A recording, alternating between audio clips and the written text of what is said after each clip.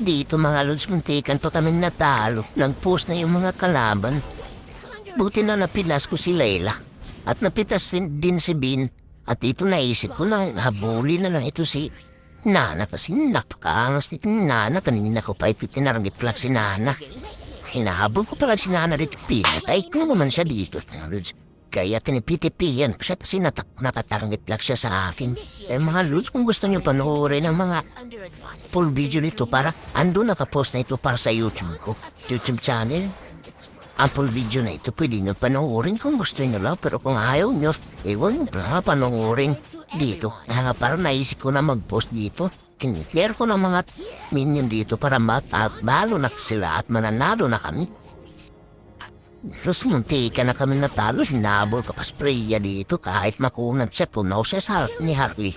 Basta Harley gamit ko, walang makunat ma.